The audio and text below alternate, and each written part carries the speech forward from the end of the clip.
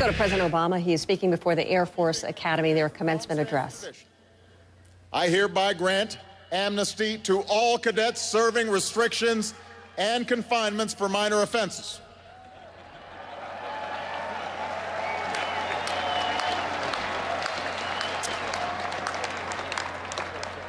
Of course, I leave it up to General Gould to define minor.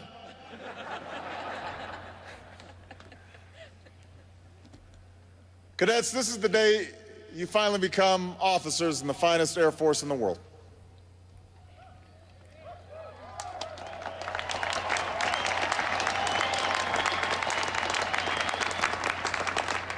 Like generations before you, you'll be charged with the responsibility of leading those under your command. Like classes over the past 10 years, you graduate in a time of war, and you may find yourselves in harm's way. But you will also face a new test, and that's what I want to talk to you about today.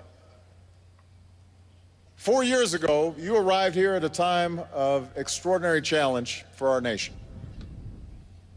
Our forces were engaged in 2 wars.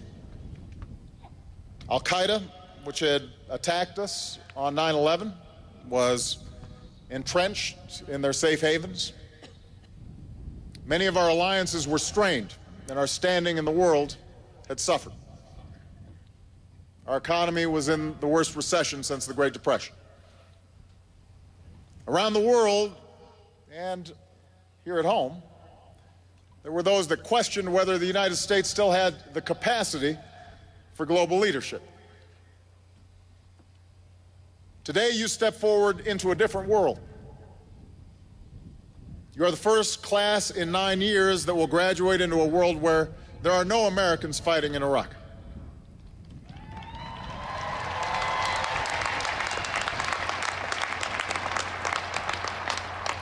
For the first time in your lives, and thanks to Air Force personnel who did their part, Osama bin Laden is no longer a threat to our country.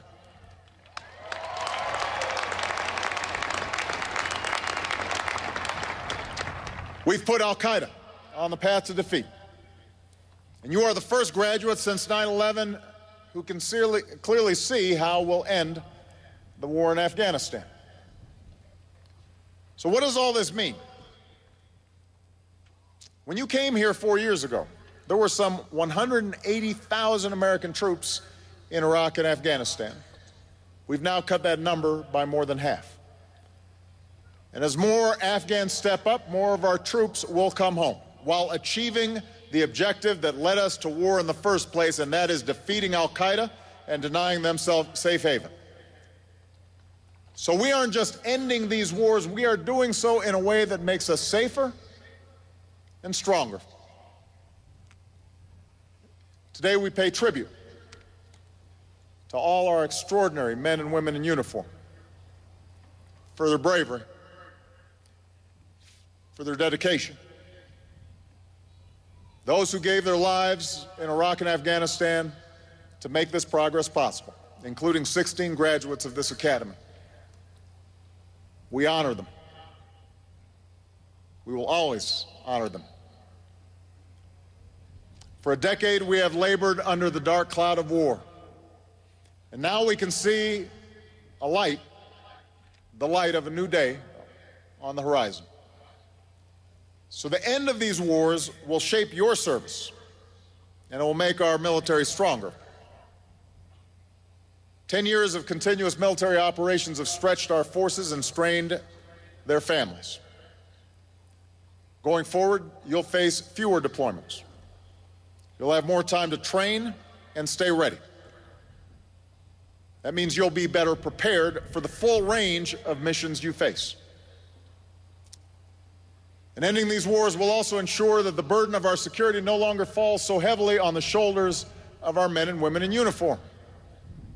As good as you are, you can't be expected to do it alone. There are many sources of American power: diplomatic, economic, and the power of our ideals. And we've got to use them all. And the good news is today we are. Around the world, the United States is leading once more. From Europe to Asia, our alliances are stronger than ever. Our ties with the Americas are deeper. We're setting the agenda in the region that will shape our long-term security and prosperity like no other, the Asia-Pacific. We're leading on global security, reducing our nuclear arsenal with Russia, even as we maintain a strong nuclear deterrent, mobilizing dozens of nations to secure nuclear materials so they never fall into the hands of terrorists, rallying the world to put the strongest sanctions ever on Iran and North Korea, which cannot be allowed to threaten the world with nuclear weapons. We are leading economically, forging trade pacts to create new markets for our goods, boosting our exports, stamped with three proud words: Made in America. We've been listening to President Obama before the Air Force Academy delivering their commencement address. We're going to break down that speech as well as talk about some broader political issues in the campaign. We're just going to take a quick break. President Obama today got a good chance to focus in on one part of his record that gets good grades from voters, his leadership on national security and foreign policy. That came in his address to graduates of the United States Air Force Academy. Let's go live to our White House correspondent, Dan Lothian. He's in Colorado Springs, joining us. Dan, how did it go over there today? Well, the president's address really was a mix of pride and politics. He was talking about the U.S. Global leadership and going through some of his campaign themes. He was also seemingly countering some of the criticism from his likely opponent, Mitt Romney. A dramatic flyover capped President Obama's commencement salute to more than 1,000 cadets at the U.S. Air Force Academy, where he touted their accomplishments, challenged them to become great leaders. You are dismissed! And celebrated the end. This is the day you finally become officers in the finest Air Force in the world. But he spent most of the commencement address painting a picture of a much different global landscape since the cadets arrived here 4 years ago. The war in Iraq over, the fight in Afghanistan winding down, the killing of Osama bin Laden. Osama bin Laden is no longer a threat to our country.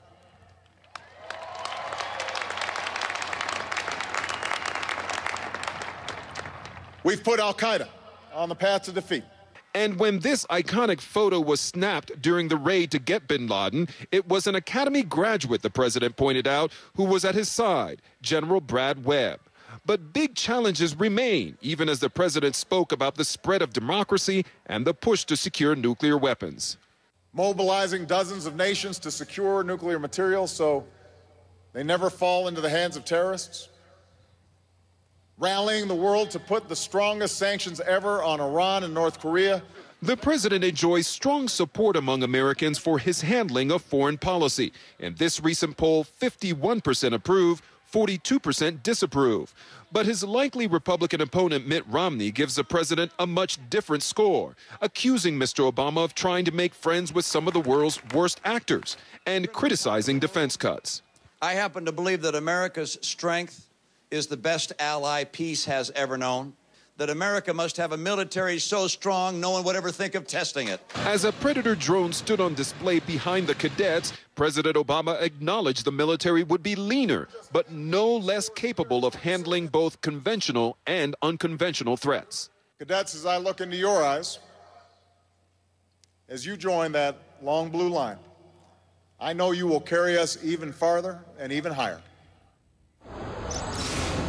Now, while the president was addressing the cadets here, he was also speaking to a much broader audience, military veterans. This is an important group that the campaign has been targeting. You heard the president talking about how his administration has been offering help, offering benefits for veterans. They believe this group will be important in the upcoming election, Wolf.